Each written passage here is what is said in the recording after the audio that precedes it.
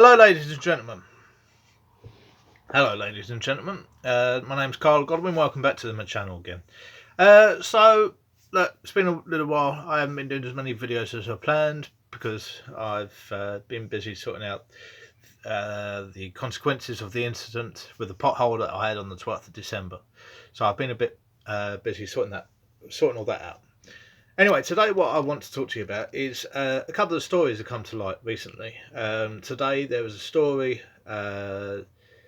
about a gentleman from Indonesia who was left homeless at Christmas because he'd been brought over as a fruit picker, put himself in debt to get over it, to work as a fruit picker to try and save money to build himself a better life. And he's basically been he was basically being brought over too late when the season's ended, and he's been left with nothing over Christmas, obviously, because obviously there's no fruit picking in winter when it's raining and flooded and all the rest of it, etc. and whatever. So he's in a bad situation. There has been another story before then, which was in the which has been mentioned in the Independent newspaper, written by Nadine White and Holly Bancroft. And the headline to this story is "Migrant Fruit Picker May Have Been Modern Slavery Victim Under Home Office Scheme. Government Finds." So the government has found that a migrant fruit picker, which the story initially said it was he was from Bolivia, but he was recruited in Chile in 2023, alongside other workers, to become a seasonal worker at Haygrove Farm in Hertfordshire. She came to the UK on a seasonal worker visa, designed to allow people to work picking fruit, vegetables or flowers for up to 6 months. In a preliminary ruling, the Home Office has now decided there are reasonable grounds to conclude that Miss Casimiro could have been a victim of modern slavery. Her case will now be investigated further by the government before a final decision is made. The Independent has previously reported on claims of modern slavery at farms across the UK, which were investigated by the Home Office. She was a group of 88 Latin American seasonal fruit pickers. The state's UK's first ever strike by workers on seasonal visas last July. They claimed that they faced harassment and poor working conditions, such as a lack of drinking water. Now, you know, I'm going to say it. I obviously, as you could probably see, I'm an Englishman from England, part of the UK. Now, I at the moment am looking for work because, as I've mentioned in a previous video, I lost my van on the 12th of December to a pothole, which is currently being fixed. That's a story for another day.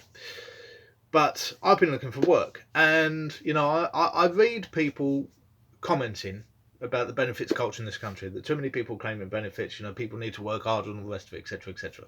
Well, I want to just tackle one thing with regards to recruitment. As someone who's a former store manager, my philosophy is when you go recruiting people, you need to try and recruit full-time workers, because then look after them, treat them well, pay them as well as you can, according to what they're doing for you, and then hopefully that will be reciprocated. There'll be someone that actually cares about their job, and they'll be willing to go, be flexible for you, actually help you when you need them to, etc., etc. And as a friend, old friend who's no longer a friend, unfortunately, an old friend who was a Tesco store manager once said to me, he said to me that he always says yes to people's requests so that they never say no to him, which is understandable, right? However, obviously, sometimes you have to say no, and that becomes really, really difficult. That's, again, something which I might touch on again later. But, we have a problem in this country that many jobs are advertised part-time. And when you're looking for a job, if you need to earn money soon, you really, really need to earn money soon, like I do, because I have a £300 a week van to pay for, and I've got to pay £500 excess when the van comes back, etc., etc. I need money, so I'm looking for work, and they're full-time or part-time. But the part-time jobs, you find the part-time jobs want you to be fully flexible in many cases as well. I've had a few of them recently, and even if you go on, for example, I don't want to dig them out individually because there are many like them, but you go on the Aldi website, for example. Now, back a good few years ago now, I was headhunted by Aldi. Now, I live in Caterham in Surrey. Basically, I went for a work trial one day. I was successful. They They wanted me to go. I said, yeah, all right, give it a try. Went all the way to Epsom. In those days, I didn't drive, so relying on public transport. Anyone who knows public transport, sort of around our area, you can go up and down, north and south, relatively easily. For Caterham, you go over to Red Hill. Okay, you've got a few buses that go to Red Hill, but you can't go to Epsom without getting trains, basically, which means going all the way up, probably Clapham Junction, and then all the way back down again. Right, okay, so it's not easy to travel these places. And if you're relying on public transport, it only starts at a certain time in the morning. It's not like some places within the Greater London boundary where TfL run some 24-hour services. Likewise in other cities and towns around the UK, probably. Well, I know that.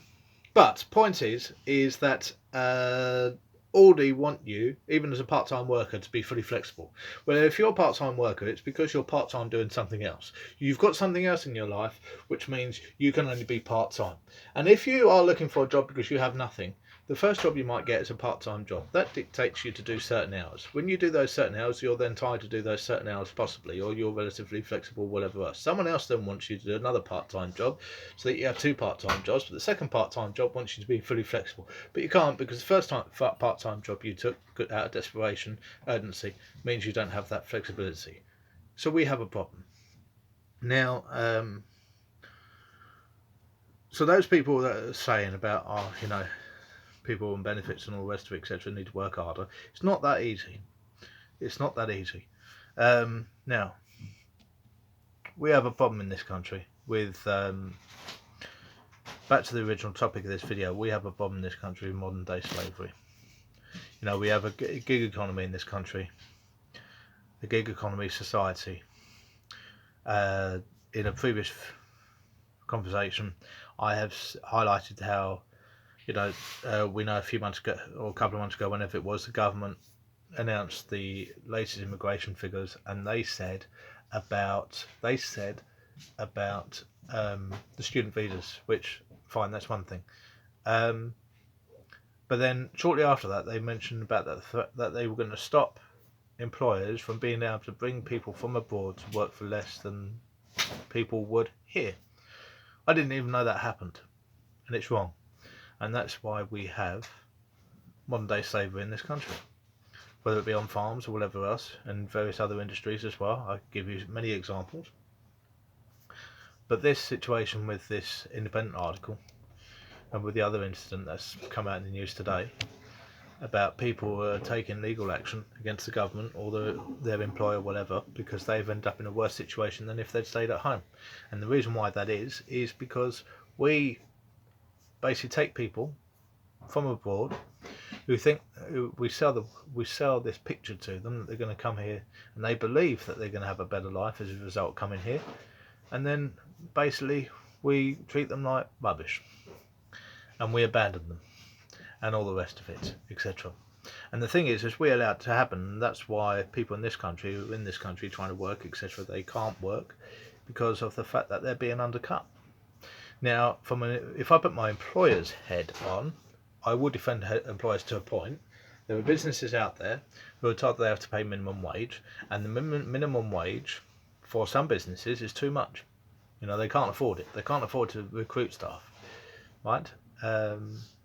If they do indeed recruit them. Otherwise, what they are doing increasingly, such as in the courier industry, etc., is they bring people on self-employed contracts, which IR35, I was led to believe once upon a time, was to stop the fact that people would then work nearly wholly for one customer, which would really be an employed situation, but it's not. They're self-employed. Why are they self-employed? Because the employer doesn't want them to have all the employment rights and the rest of it, etc. And employers, like for example Sports Direct, Mike Ashley, said that when they brought in 0 hours contract, which is a form of the gig economy, people are asking for it. Yes, people are asking for flexibility, right? People are asking for flexibility, that is true, to a point, but then that's why you have part-time jobs and all the rest of it, etc. There's also the fact that people don't want to work for minimum wage and be enslaved, and then be, especially if it's a hard job, like physical job, they don't want to be cripples at the end of it. So what do? We go and get people from abroad to work here for less than people would who are from this country, and then we treat them like rubbish.